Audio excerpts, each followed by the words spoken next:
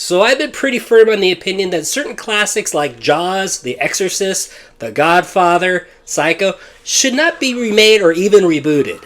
To me, classics like that are like lightning in a bottle. They can't be replicated, can't be duplicated, and should probably be preserved and kind of looked at for inspiration for other filmmakers. So Blumhouse bought the rights to The Exorcist and paid around $400 million to make their own trilogy. Why? What did you do that for?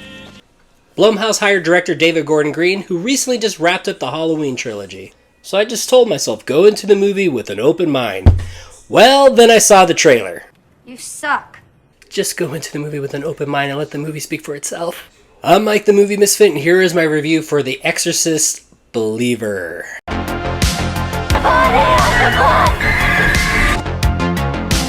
The movie opens up in Haiti. We meet a young couple who are expecting their first baby. While this natural disaster occurs, the wife dies, but the baby is saved, and the father is left alone to raise the child on his own.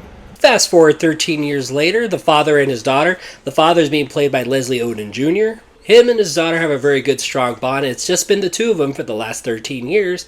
And one day he just casually drops her off at school. But instead of going to school, his daughter Angela and her friend Catherine decide to go into the woods to do a seance. That was really stupid. As the story continues, days go by and the movie feels like a suspense, thriller, missing persons type of movie, and it definitely pulls you in. But once the girls are found... Shit the bed! So I appreciate that this movie wants to do its own thing, but the fact that it's a legacy sequel or a requel, the true sequel to the classic 1973 film, like if you don't want us to compare it to the original film, then quit doing all those freaking nods. Not even 2 minutes into the movie does a very obvious nod to the original film.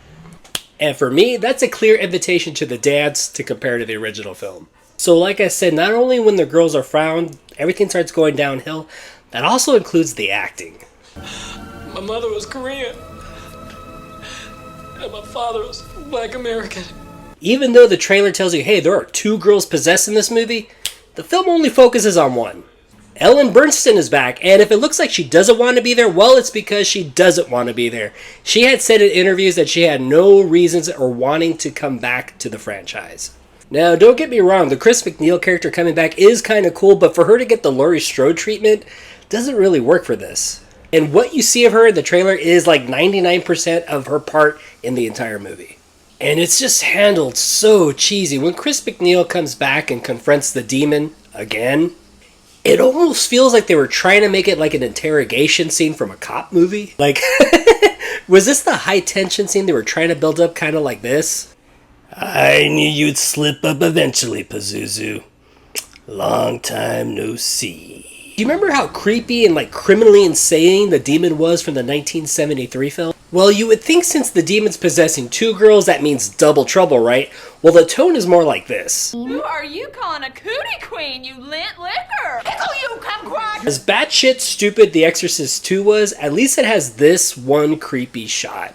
I am Pazuzu. The film feels really rushed and characters are very underdeveloped, and I know the movie had some reshoots and it really does show. I wonder if the previous cut of the movie had a more fleshed out story, more developed characters, and I wonder if all that was cut out so they could throw in cheap jump scares. So I'm going to have to make a comparison to the original film again, but hey, that's what you get when you make a legacy sequel with a bunch of references to the original film. The original 1973 film, The Exorcist, had a lot of great atmosphere, and the atmosphere alone was creepy and eerie enough. In The Exorcist Believer, the atmosphere just feels like the latest Halloween trilogy, and I was just waiting for Michael and Corey to pull up. Now, let's just talk about the actual exorcism. I cast thee back to hell. To hell! I cast thee back to hell. To hell! The movie's called The Exorcist, and in the original film, it was just as much about Father Karras as it was the McNeil family. But in The Exorcist Believer, we know... You know nothing. You understand nothing. The movie actually does something pretty cool and original where it gathers up different religious backgrounds to help exorcise the demons, but unfortunately it falls flat and comes off... Dumb. And don't even get me started on that pep talk with the priest. All right. This chick is toast. Funny enough, that scene actually reminded me of another possession movie that starred Linda Blair. Let's go. the end of the day, the movie starts off really well and has a lot of promise, but then just turns into something mediocre that we've seen in every possession movie for the last 50 years. The film has the nerve to say it's the superior sequel to the original. That's enough. The original Exorcist, directed by William Friedkin, and even Exorcist 3 Legion, directed by William Peter Blatty, both films had subtext and a lot of layers, and they left a lot of things open to interpretation. This movie has the nerve to say, You idiots! points everything out to you and looks at the camera, and it does it all very sloppy.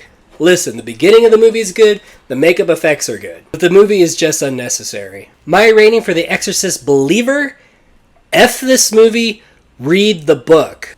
And when I say read the book, I mean read the original Exorcist and read the book Legion, both written by William Peter Blatty. Legion is a spin-off of The Exorcist, and it is really well done, and that was the movie that William Peter Blatty was trying to make, but the studios forced him to make Exorcist 3 and add an actual exorcism to it. Alright, hopefully I wasn't too harsh, but I like to be honest. What did you think of the movie? I'm Mike the Movie Misfit. Okay. Well, anyways, leave your comments below. Let me know what you think. I'm Mike the Movie Misfit, and I'll see you at the movies. Guess what? It's not that compelling. Get more out of life. Go out to a movie.